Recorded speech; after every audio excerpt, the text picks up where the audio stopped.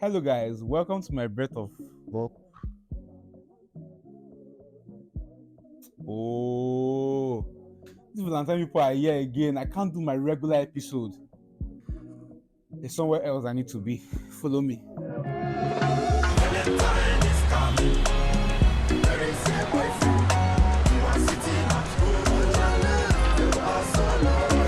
Today is Valentine's Day. So I said instead of just telling you about love, why don't I show you love? Let us hear from people who have been able to perfect the art. Loving is not just an emotional entanglement. Loving is a skill. Loving right is a skill. The way you handle a person's emotions, that's why it's called emotional intelligence. It's actually a skill that is learned, right? So how do you apply this over the next 20 years of your life, over the next 50 years of your life? We'll be taking, a quick insight into people who have been able to make this work. See you.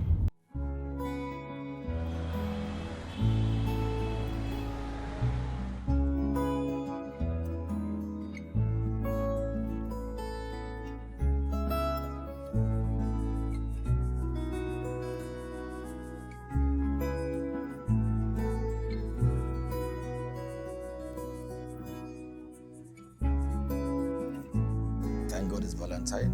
At least I'm wearing red. Okay, I'm not wearing red. You met 25 years ago, right? Exactly 25 years ago. I want us to just roll back a bit. If you tell me how you guys met and maybe what drew you to one another, what stood out basically.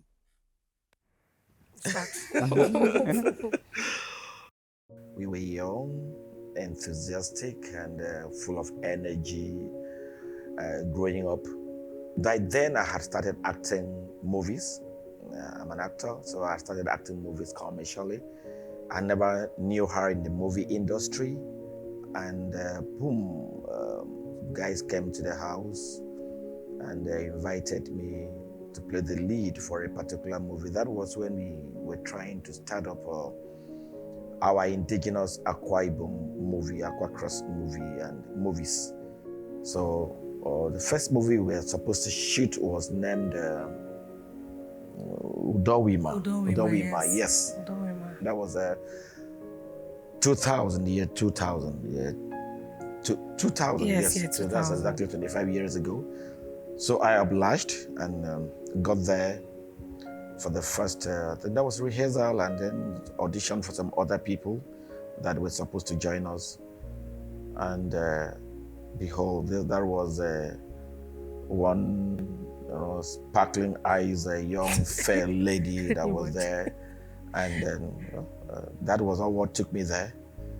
We actually went on. And then, as fate will still have it, it happened that I played the lead, the male lead, and then she was to play the female lead.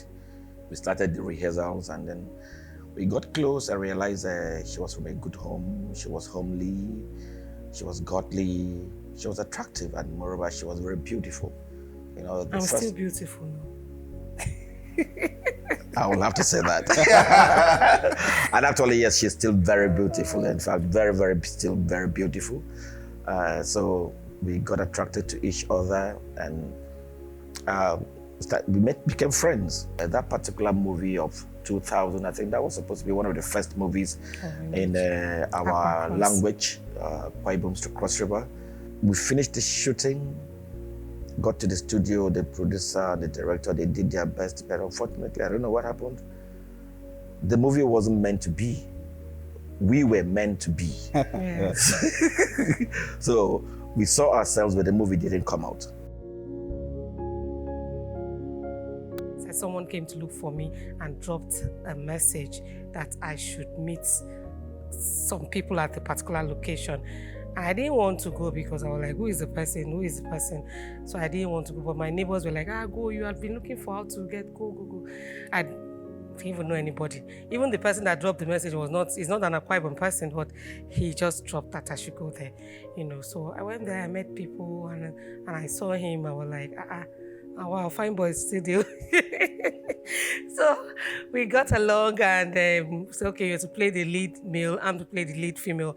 Naturally, you know that we have to work together to make the movie come out well. So what stood out was he seems then as he's still a quiet, calm person, and He didn't really mingle. Not that he wasn't mingling, but he had the place, he kept himself, and people get to respect him and wanting to be close to him. I really don't like so lousy people. So that stood out for me, and I was able to communicate with him, and gradually he actually also helped me with the role and how to go about the role. So after the movies, the rest is history. I helped you with the role, but you've not paid up till now. The movie is not out.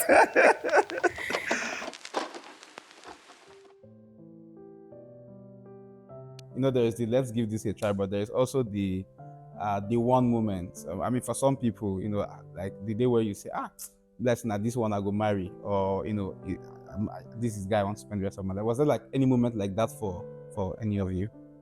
Well, to me, it never started that way. When we met, it never started that way.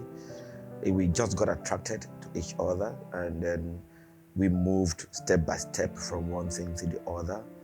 And after some years, I realized, look, this is actually somebody that could complement me.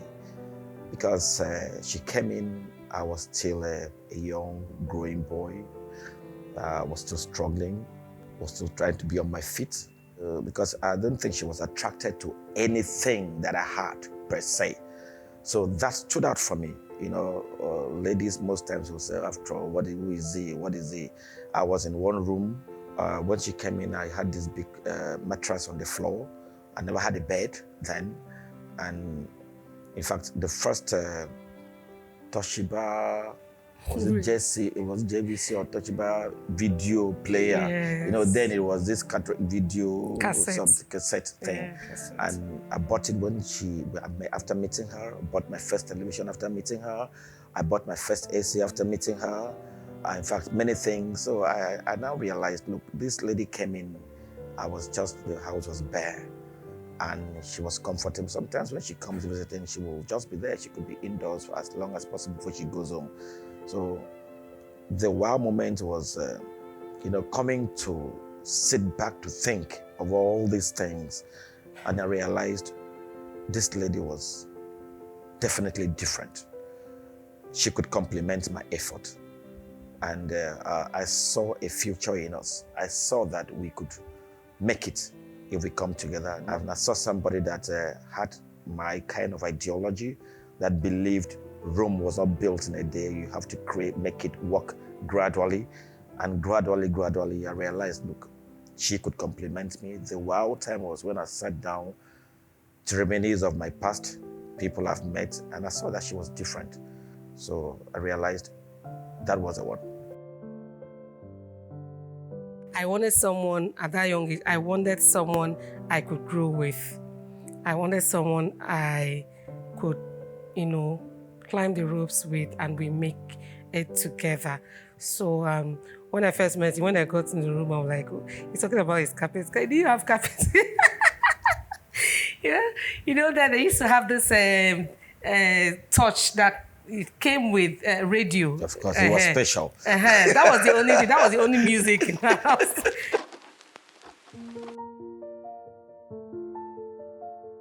Are there times when, as you're married now, maybe certain events you reminisce on before you got married that you just laugh over and be repeated? Is there like any event that stood out, or anything that stood out before you got married at all?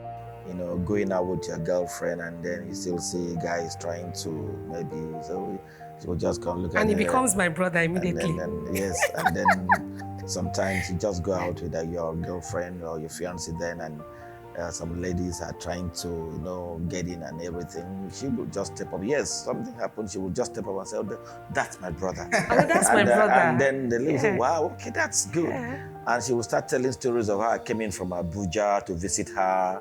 And then the lady was so relaxed, hoping that she has grabbed one man that she's going to be with, and all of a sudden, okay, wait for us, we'll come back and carry you. Let me drop my sister and I'll come back.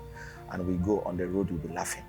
We just make fun of the person, make jest of the person. We do that a lot. We just move away because we are too funny, too cranky, idiotic people that can create something to laugh over.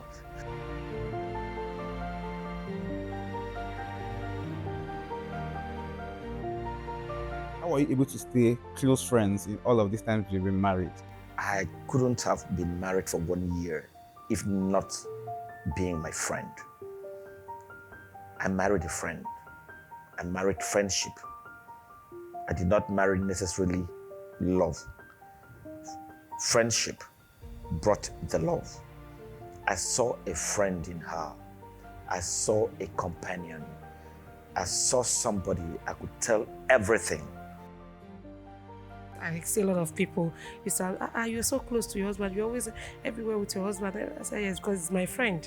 I rarely have friends, so most times you see me with my husband. Apart from we go to work and we go together, we come back together. So that is how close we are. So it's my friend. Friends do fight, right? They have conflict. How are you able to resolve those conflicts? Who has a spouse without a fight? You have to quarrel now. If there's no quarrel, me, I'll even start the quarrel self so that we can quarrel. Because if I travel, I'm like, I miss this quarrel. You have to miss that quarrel. So there's always a time that you have to quarrel. You have to like, oh, I don't like this. Oh, you did this to me. Why did you do this to me? And all that. So, but we'll resolve it. And I used to say something to some people at times that don't allow it till the next day. If you need to resolve it, make sure you resolve it that day. Yes, there are some that were like, no. I have to do shakaras more, as a woman. But definitely you resolve it. And at times, there are some quarrels that you have hurt with, and he will just come and say, let me take you out. And that's no sorry, He won't even say he's sorry. And I'm like, this guy, you're supposed to tell me you're sorry. He was just, I want to say, let me take you out. I mean, I don't follow you. So that's it. And naturally, we don't even talk about it. At times, you don't even remember what even happened. If you ask me, so what happened now? No, nothing happened. Say, hey, now I've bribed you with this. So, but naturally, because we are friends, like we always say, that resolves most of the things. So it doesn't get so deep for us to, start, keeping malice. Well, no, it doesn't get so deep.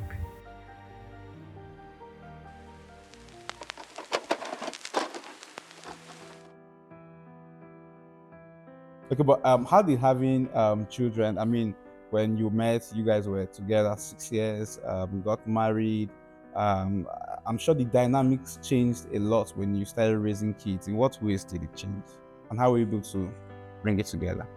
After the 6 years that we got married, we expected, boom, we're just going to start having children, growing up with our children. We had to deal with some delays. So that also bonded us the more. The delay didn't come as if there were no pregnancies coming in. We actually, that's why I respect her a lot. Because for me, she has lost about, before our son came, we lost three. Three. Not by death after birth, but stillbirth. It was a terrible time for me because I had the first pregnancy, and I had the baby died inside at 8 months, and you needed to push it out, push the baby without the baby struggling also to come out. So, and I remember the doctor then was like, oh, we have to do a CS on you. And I said, no, you can't do a CS on me, a dead baby. So let's see how we can push it. So had that induction, and I've never spoken about this out except for close family members that knew the story. And when you had a baby that had already turned and came out through the buttocks with her buttocks, baby comes out with the head, but I had to push a dead baby, coming out with the buttocks. And I remember that time the nurses refused to go home. They wanted to see how I'm going to push this baby out, and I told them I'm going to do it. With the pains was terrible, and eventually I did it. I pushed out the baby, and I was like, okay. Congratulations. I was like, okay, this is off now. So the next time, what do we do? Got pregnant again, and the same thing happened. And this time around, the baby came out with a leg. Have you had the baby come out with a leg? It's better to tell Yes. stories. The baby, Oh, God. I was rushed to the same hospital by my boss then. And I'm like, oh, he came rushing, oh, this again. I'm like, they said, oh, this baby has a leg. Oh, come now, madam, we have to do a CS. I said, no, you cannot do a CS. I only do a CS on a live baby, not on a dead baby again. And I pushed out a dead baby coming out with a leg. So it was a very, very traumatic time for me and my family. And I got in the third one again. And they said, look, this baby is not moving, it's not growing. I'm like, what do you mean again, the baby is not growing? This is a 3 months, every year I keep getting pregnant, we have to do an evacuation. And I'm like, okay, get it on. The fourth day, I got pregnant again. And this time around, I said, enough is enough. I had to change hospital. I had to change everything. I was able to take that baby to term. And I had my son. Again, we went again. I'm like, the fear keeps coming in. But I was like, no, I'm not going to push a baby with the buttocks, with the leg coming out again. It will never happen again. And I had my daughter 2012. For some people, when they have difficulties that severe, sometimes it drives them apart. But from what you explained earlier, it seems as though it brought you guys closer and it helps you to create a deeper bond. What would you say you did intentionally that was able to create that depth? I was her strength and she was my strength. We relied on each other to move on. We didn't take it as if we were too strong, but I knew that with her I was strong. And she looked up to me too. Had it been I broke down, maybe she would have lost the courage and the strength. And had it been I saw her break down, yeah, though sometimes she did, but I will never betray her or betray my emotions by breaking down before her. Yes, naturally, inwardly, sometimes a fear will set in, but I never betrayed her by allowing that fear to play out.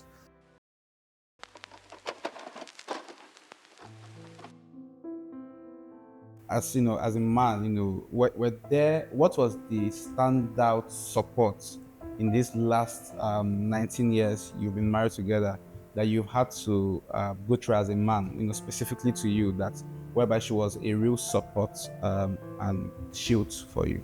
Oh, so many. The graph of a man's journey can never go like this. There must be that time. Either the graph must come down per se, but there could be a little gallop or a halt. But in my life, got up. There was a time that I saw that it's like my graph was diving. Yes. I mean, as per getting things I used to have, doing things I used to do, my financial strength, my capability, I saw that, look, what is happening? I'm still doing the same things, but it wasn't having the good results that I used to have. And that was the time that I knew that I was married to my friend, that I was married to my wife, that I was married to whom God kept for me. She never complained. She encouraged me in so many ways. Sometimes when even me as a person that was affected as a man, because I'm one person that I always long to provide. I always wish to provide. I always struggle and do everything to make sure I remain in my position. Things will happen, I wouldn't even know how they came. I will just know that we were moving. To that, I don't think a man needs a greater support than that. She was always there, and she has always been there, and she's still there. No matter what happens, through thick and thins, I don't think a man needs any other support than that. A man has ego, and the moment your ego is bruised, it takes you off the radar. But she never allowed my ego to be bruised, so she's been that support system. That support system. That's what I see in her. Very, very supportive. Very hardworking. She never relents. She goes all out. Sometimes she will dust and say, why? Why are you going all out to do this? Very independent. Sometimes I tell her, look, you must learn to be dependent on me. But she said, no, I don't like it. I don't want to be dependent sometimes. Be that woman, be dependent. Don't try to be very, very independent. But she loves it being so independent and even trying to make sure that if you are doing 70, she brings in the 20 to add up. Then you guys can get to 90, which is a very good mark. So thank you for always being there.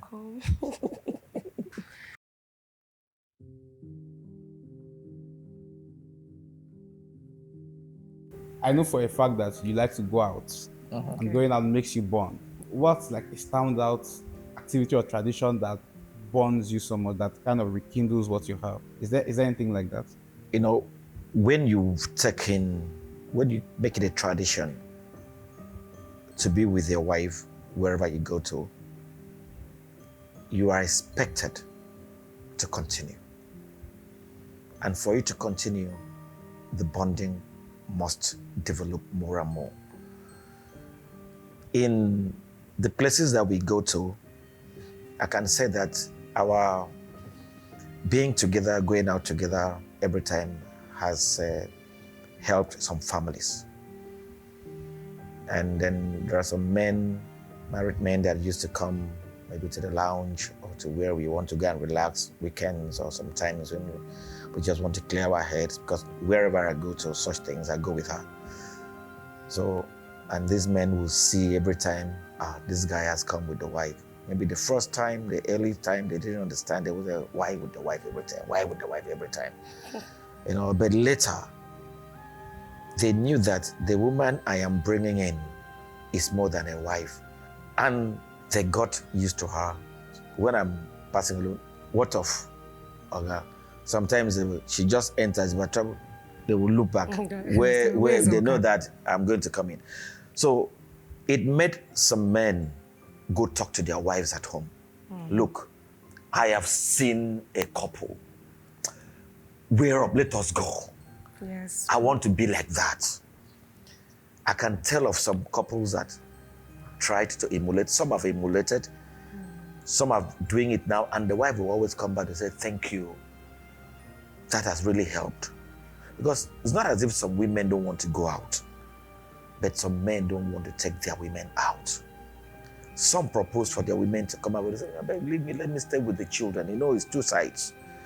Now they will make the woman come out. When they come out, they see that what they were thinking from home, maybe they thought they were going there to hang out with young girls, doing all dirty things. No, they come out and see married people stay together, having fun. The next time you want to go out, I say, I would love to come because I saw my contemporaries there. So such tradition that you've established in such a place and people are emulating, you wouldn't want to disappoint the people. So definitely the bonding must continue and it must grow so that you keep making others go out together as a couple.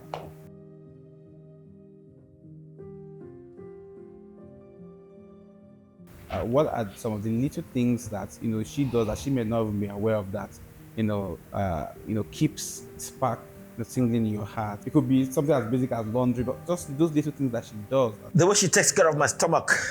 Yes, feeding. I already had an answer for you already. It's feeding it now. The way she takes care of my stomach, I have never been found wanting when it gets to my food. She's always there and very prompt and very good. Not just food, but good food. Yes. So that's it. That's it. And such things. So I've never had cause to say I'm angry, I won't eat at home. For what? That's it. So for what? How can I miss that? Yeah, I'm angry, but I will eat. Yes.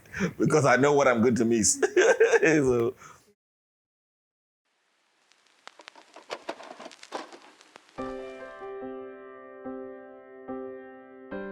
What do you think the younger people might be missing that you, if you were to, give them your own separate advices, that they could implement to make their marriages better based off the trends that you can see in the present generation? There are things that I grew up to meet my parents and my foreparents do, and I copied it. You don't just see a woman and the next thing you're rushing into it. These days, there are so many casual sex, casual relationships going on.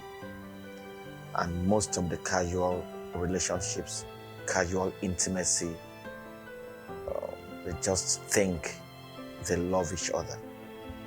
And they think that should attract marriage. So most of the Gen Zs, as you call it, discover themselves in marriage.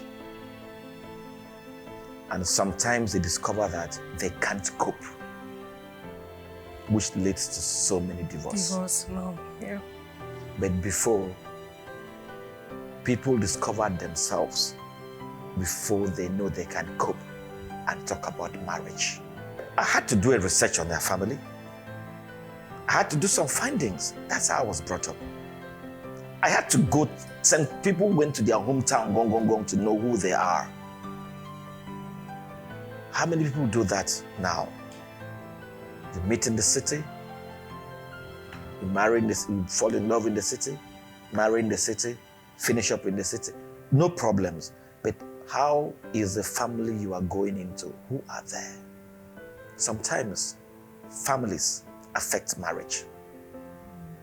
Sometimes things do happen that happened to the other one. You see, there is a trend that might come. This is what happened to the grandmother. This is what happened to the mother. Unless you press so hard to break it, it might happen to her too. This is how the forefather was. This is how the father was. It might happen to him too. Might. I'm not saying must. Might. But if you knew this thing, now I want to ask, do I have to spend 90% of my time that I should be praying to get money for my family, to get wealth for my children, for the goodness of my children, to pray for something that I never knew how it started? So those are the kind of things that people should try to go back to. Know whom you are going into. In Africa, you don't just marry the person, you are marrying the family, whether we like it or not. It's African.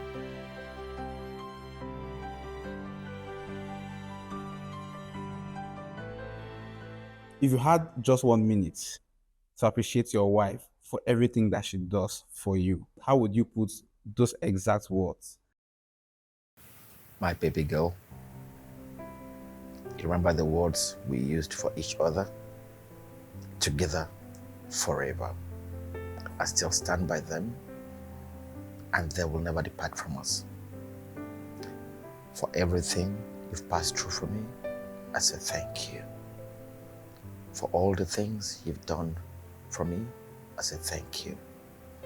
For being there for me at all times and being there for the children, I say thank you.